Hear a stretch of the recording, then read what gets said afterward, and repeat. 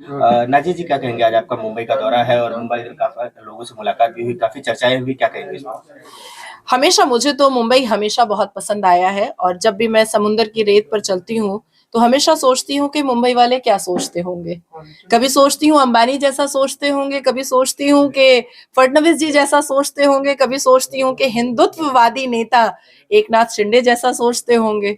फिर समझ आता है कि अलग अलग लोगों की अलग अलग विचारधाराएं यहाँ समुद्र के पानी की तरह चलती हैं। बहुत अच्छा लगा। और मेरा आना हुआ था क्योंकि कल इंडिया गेट पर 26/11 के शहीदों को सम्मान और याद करने का दिन था।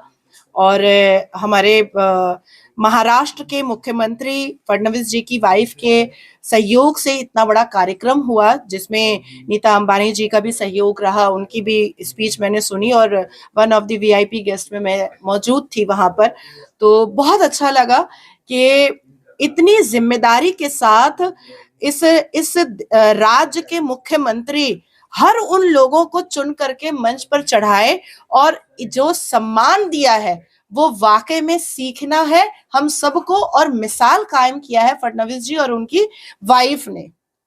कल मैंने देखा कि 26/11 में जो पुलिस ऑफिसर्स ने जो जाबाजी दिखाई उनको सम्मान किया गया, जिनकी जाने गई उनको भी सम्मानित किया गया, लेकिन पहलगाम के जो विक्टिमाइज लोग थे उनको भी उन्होंने याद किया, जबकि जम्मू कश्मीर उनका राज नहीं है। ये जिम्मेदारी फारूक अब्दुल्ला पर थी, लेकिन फारूक अब्दुल्ला की जिम्मेदारी को भी कल फडणवीस जी ने और एकनाथ शिंदे जी ने निभाया है। तो मुझे ऐसा लगता है कि पूरे महाराष्ट्र के प्रत्येक नागरिक को अपने मुख्यमंत्री पर गौरव फील करना चाहिए, जो मैं कर रही हूँ। पूरे देश में प्रखर रूप से आप सनातन धर्म के बारे में बात करती है, जिसको लेकर काफी यात्राएं भी आपको झेलनी पड़ती है, चाहे टीवी चैनल का डिबेट हो या जब आप अन्य शहरों में विजिट करती है तो भी आपको उस चीजों का समस्याओं का सामना करना पड़ता है। उसके लिए क्या कहेंगे?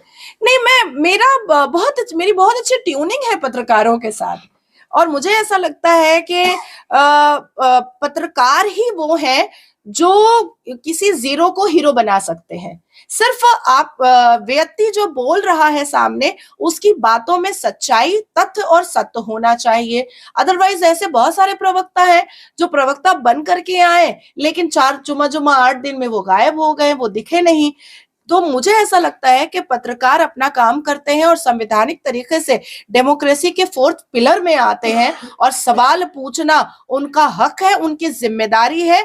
और जो जो भी पत्रकार मुझसे कठोर सवाल भी पूछते हैं, मुझे मुझे उन पत्रकारों से और भी ज्यादा एक अट्रैक्शन होता है कि वो अपनी जिम्मेदारी को पूर्ण तरीके से निभा रहे हैं। दूसरा सवाल आपका था कि मैं पूरे देश में सनातन धर्म के लिए जाती हूँ और वहां पर सभाएं करती हूँ। देखिए, मेरा कहना बिल्कुल साफ है, जो मैंने अभी भी कहा कि ये देश तभी बचेगा जब सनातन धर्म बचेगा। और जिस तरीके से मैंने पदयात्रा बाबा बागेश्वर जी के साथ की और उनके अंदर जो मैंने इस मातृभूमि के लिए जो प्रेम देखा और उनका जो संकल्प था कि भारत देश को हिंदू राष्ट्र होना चाहिए, उस संकल्प को मैं भी आगे बढ़ा रही हूं और इस संकल्प के साथ मैं भी चल रही हूं। और हर राज्यों में जाकर के अपने युवा सनातनियों से ये गुहार लगा रही हूं कि तुम मेरे साथ आओ और कदम से कदम मिला करके इस देश को हिंदू राष्ट्र बनाने में आगे बढ़वाओ। सनातन धर्म का प्रचार करने के नाते आपको देश विदेश से अलग अलग तरीके से बड़े मैसेज भी मिलते हैं, फोन भी आते हैं और इतनी यातनाएं झेलनी पड़ती है इस पर आपने? देखिए, कठमुल्ले जब मुझे गालियां परोसते हैं तो बुरा नहीं लगता है। बुरा इसलिए नहीं लगता है क्योंकि मैं उनका हिजाब वक्त वक्त पर खोलती रहती हूँ।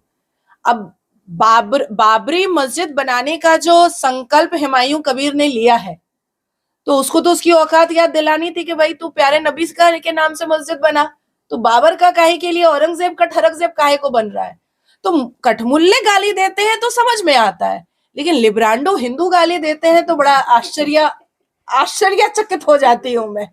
बड़ा आश्चर्यचकित होती हूँ। लेकिन देखिए, कुछ लोगों के लिए देश बड़ा नहीं होता है, संविधान बड़ा नहीं होता है, बाप बड़ा नहीं होता है, भैया बड़ा नहीं होता है, रुपया बड़ा होता है।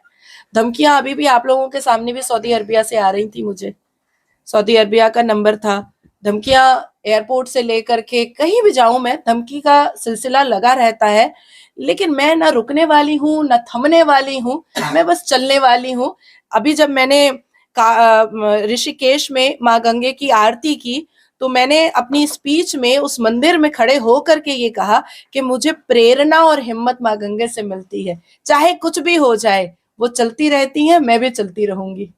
मैम, अब मुंबई दौरे पे हैं, अब महाराष्ट्र में मुंबई में बहुत जल्द चुनाव की घोषणा भी होने वाली है। जी जी। सबसे बड़ी चर्चा के विषय नहीं, कुछ कुछ जानवरों को झुंड में चलने की आदत होती है, शेर अकेला चलता है, तो जो झुंड में चलता है तो अब सुअर झुंड में चलता है तो सुअर ही ना कहलाएगा, कुत्ता झुंड में चलता है तो कुत्ता ही ना कहलाएगा, गधा झुंड में चलता है तो गधा ही ना कहलाएगा। शेर को झुंड में चलने की जरूरत नहीं है। तो हमारे जो मुख्यमंत्री हैं शेर है, उनको झुंड में चलने की जरूरत नहीं है। बाकी हम लोग हैं ना, महाराष्ट्र को दोबारा जिता करके फडणवीस जी को दोबारा मुख्यमंत्री का शपथ दिलाने के लिए उनकी पूरी योद्धा, उनके पूरे वीर सब खड़े हैं उनके लिए। ठाकरे बंधु आजकल भाषा को लेकर लगातार आक्रामक है, आए दिन अलग तस्वीरें आती है, मारपीट की तस्वीरें आती है। आपने देखा कि कल्याण में एक बच्चे को ऐसा मारा गया कि उसने खुद को जो है आत्महत्या कर लिया। इस पर आपकी क्या रिएक्शन? देखिए, राज ठाकरे ने कहा था दही हांडी के वक्त में कि दही में हांडी का कार्यक्रम करोगे तो नहीं आएंगे, मटन हांडी का कार्यक्रम करोगे तो जरूर आएंगे। तो अब देखिए, जिसको जानवर खाने की आदत हो गई है वो आदमी का कलेजा भी खा लेगा, उसको क्या फर्क पड़ेगा। दूसरा, भाषा को लेकर के राज ठाकरे और ठाकरे बंधुओं ने बहुत तबाही मचाई महाराष्ट्र में। हिंदी नहीं बोलो मराठी बोलो, हिंदी नहीं बोलो मराठी बोलो। हिम्मत तो हुई नहीं पिछाड़ में कि मुझे आके मना करे। मुझे इसलिए नहीं मना किया क्योंकि आज तक सलमान खान को मना नहीं कर पाया है कि हिंदी नहीं बोल सलमान, मराठी बोल। और ये जो रिवीलिंग कपड़े पहन करके जिसके साथ राज ठाकरे बैठता है, सोनाली बेंद्रे या जो भी है, मैं तो इतना फिल्मी नगरी को जानती नहीं हूँ, इन लोगों को भी मना नहीं कर रहा है। अगर हिम्मत है ठाकरे बंधुओं के अंदर तो सबसे पहले बॉम्बे से हिंदी सिनेमा हटा करके मराठी सिनेमा को करो ना, उसको फेमस करो। दूसरी बात मैं कहना चाहती हूँ कि यहाँ पर जितने लोग महाराष्ट्र में बैठे हैं या राज ठाकरे की सभा में आप अपना कैमरा लेकर के जाइएगा और उस सभा के 50 लोगों से पूछिएगा कि मराठी फिल्मों के 5 डायरेक्टर और 5 प्रोड्यूसर का नाम बताओ, नहीं बता पाएगा। लेकिन हिंदी सिनेमा के 500 नाम बता देगा, गिना देगा और बुलाएगा भी, अभी कैमरा मत बंद कीजिए, अभी तो इसका नाम बाकी है। तो देखिए, ये सब सस्ती लोकप्रियता का एक कार्रवाई है, एक काम है, इसके अलावा कुछ नहीं है। उद्धव ठाकरे अपनी इज्जत उस दिन खो दिया जिस दिन एक हिजाबन जिहादन को खड़ा करके वो ये कहलवा रहा था और मुस्कुरा रहा था कि हमें रामायण सुनने की जरूरत नहीं है, हमें संविधान सुनने की जरूरत है।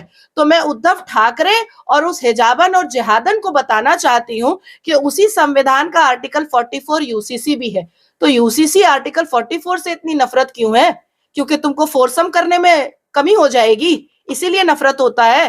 तो उद्धव ठाकरे का महाराष्ट्र से चैप्टर क्लोज है, उस चैप्टर को क्लोज ही रहने दीजिए। हम और आप भी बात करेंगे तो ये छोटे चवन्नी छाप नेताओं को कहीं ना कहीं थोड़ा ना थोड़ा सस्ती लोकप्रियता मिल जाती है। Thank you.